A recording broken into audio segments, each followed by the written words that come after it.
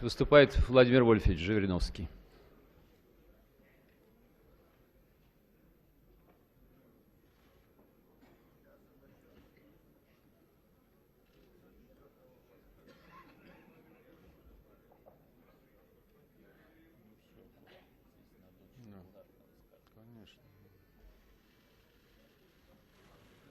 Естественно, для ЛДПР это тоже наиболее важный вопрос.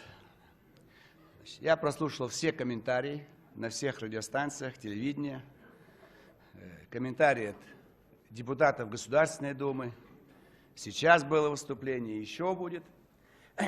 Пока не назовем главную причину, мы не поставим диагноз, мы не определим правильное лечение, и болезнь будет продолжаться. Поэтому начинать нужно с обнародования, так сказать, главной причины. Почему скопилась ненависть между народами? Нет проблемы русские, татары, башкиры, Бурятия. В основном это вот юг. Это был юг Российской империи, Советского Союза сегодня. Средняя Азия, в данном случае Кавказ. Я жил и в Средней Азии, и на Кавказе. И добровольно оттуда уехал, когда никаких вообще перестроек не было. Жить невозможно там, русским людям. А теперь они сюда пришли. И чиновники в кабинетах не могут разобраться, что происходит. Еще был Хрущев, когда я покинул Казахстан. И Брежнев был, когда я покинул Грузию. И вы здесь сидели в Москве и все орали: дружба народов, 25-й съезд, КПСС, мы строим коммунизм. Построили коммунизм. Бандитский капитализм вы построили, а не коммунизм. С чего начался национальный вопрос? Причина первая. Большевистская революция. На чем большевики выигрывают? Обращаются к нацменьшинствам. Ребята, помогите, белых уничтожим. Мы вам дадим ваше государство. Те помогли, уничтожили белых и выгнали их в Европу. Дали государство? Ни одного не дали. И шашки наголо всех прижали и силой загнали в СССР. Они что, думаете, обрадовались? Затаили злобу. Теперь через 20 лет война. Миллионы и русских, и нацменов переходят на сторону Гитлера. Дивизиями переходили. Мы до сих пор это скрываем. Дивизии и полки переходили, офицеры переходили. Миллионы. Если бы Гитлер поставил только задачу уничтожения большевистского режима, он бы вошел в Москву в октябре 1941 года.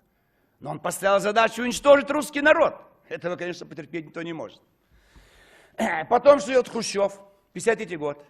Национализация кадров руководящих. Дано указание из Москвы, из ЦК КПСС, все руководящие посты в союзных республиках передать нацменам. Готовить их в вузы, принимать нацменов. Квартиры давать нацменам. Из степи, из пустыни, из гор спустить их и сделать начальниками в городах. А там везде сидели русские. Естественным путем.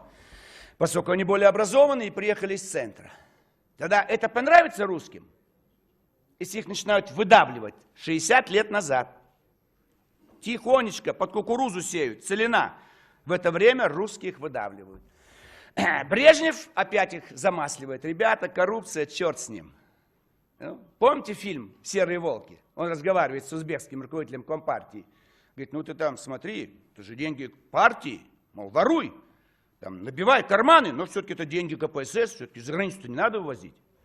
Это же все, как говорится, вот Брежнев. Ну, то есть кнутом мы их злили, пряником мы их развращали, а русские все это видели. То есть Брежнев снова их развращает. Горбачев и Ельцин стали все ломать. И что делает Ельцин? Опять говорит пряник. Берите, сколько хотите. Что хотите, то и делайте. Что вы делаете опять? Так опять по ком бьют? По русским бьют. Раз больше прав национальным регионам, так давайте. Везде же русофобия. Откройте учебники во всех бывших советских республиках. Русский враг, русский колонизатор.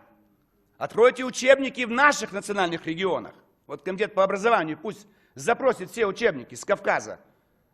Как там пишут про нас с вами? Там есть строчка «Убивайте русских».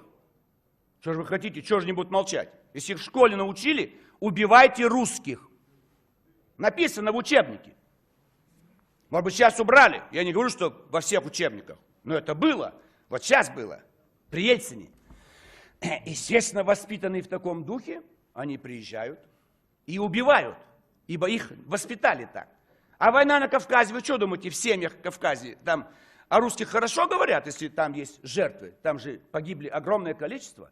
И кого будут обвинять? Опять слово «русский» будет звучать. Он же не будет говорить лейтенант такого-то полка, такой-то дивизии. Русские пришли, русские ворвались, русские обыскивали. Поэтому это скопилось вот за эти 100 лет. И это нужно говорить, это нужно понимать, это нужно исправлять.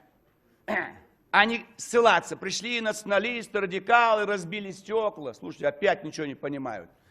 Опять. Посмотрите на Москву и на все города России.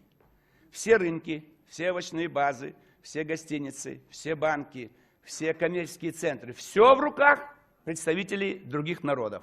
Что, русские ничего не умеют делать, что ли? Это же все знают, все видят. Это овощная база в чьих руках? На территории Москвы. Русские не могут овощной базой руководить. Дагестан, Армения, Ингушетия, кто угодно, но ни одного русского нет. Начинают ссылаться, да мол, это полиция подкупленная. Чиновники, правильно. А кто подкупил? Вся коррупция идет от приезжих. У бедных москвичей русских денег нету давать взятки. А почему эта зараза пошла коррупция? Большевики закрывали глаза. Как держать? Как держать в повиновении сотни народов? Они же не хотят ни атеизма, мусульмане не хотели, ни советской власти не хотели, баи хотели остаться баями. А как делать? Берите взятки, давайте подарки, все, что хочешь, делай. Очковтирательство. Туркмения сдает хлопок, азербайджанцы приезжают, хлопок перевозят в Баку, и они сдают хлопок. И всем медали вешает Ельцин. Это как его? Брежнев. Герой соцтруда, герой. Позор. Очковтирательство. И гульба. Гульба. По всему советскому, но все молчание. Декабрь 1987 года. Выступление в Алмате, мой родной город. Вот он, первое националистическое выступление. Правильно Горбачев направил Колбина, русского, руководителем Компартии Казахстана. Так они вышли, молодежь Казахстана. Ну, потом февраль, Сумгаит. Напоенный, накуренный наркотиками, азербайджанская молодежь вырезает армян. Еще одно, Москва молчит. То есть кровью все обогрелось по всей стране везде. И Баку там, и Тбилиси, и Вильнюс, и все-все-все. И здесь по стране пошло гулять. Поэтому надо уметь правильно понимать, что такое национальный вопрос. Здесь не надо заигрывать и не надо давать послаблений. Если мы идем европейским путем, то в нашей стране не должно быть никакого национального деления внутри страны. Никакого. Как при царе, губернии. Сейчас 83, вот там уже 40 губерний, по 3 миллиона человек. Все. Много, давайте 30 сделаем. Значит, там по 5 миллионов человек.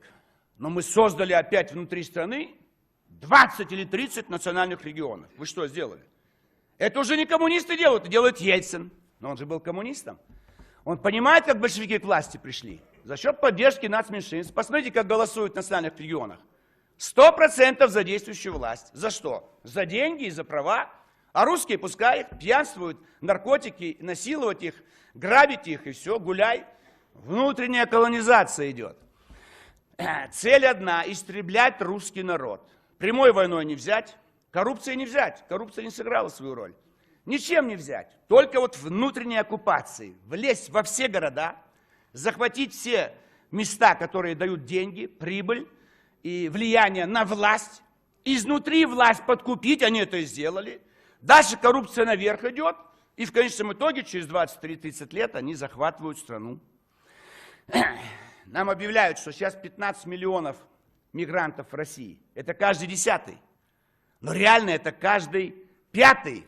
Потому что приехали молодые, до 30 лет, и мужчины. А наши 140 миллионов, половина старики и женщины, во второй половине, вернее, дети и старики, во второй половине женщин убираем. И остается наших мужчин уже 40 миллионов, а их 15.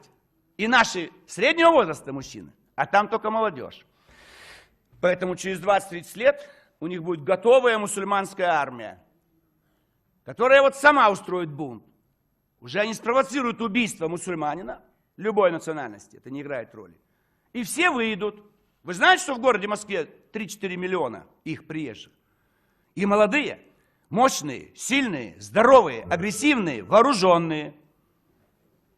И с коррумпированной полицией и ЧОПами, которых 100 тысяч в Москве. Это готовая армия к перевороту. Поэтому власть должна принять своевременно меры, прислушиваться к специалистам и думать о безопасности. Радикальное решение одно – выдавливать их. Всех мигрантов. Мигрантов в России не нужно. Мы сами обеспечим все свои трудовые потребности. Спасибо.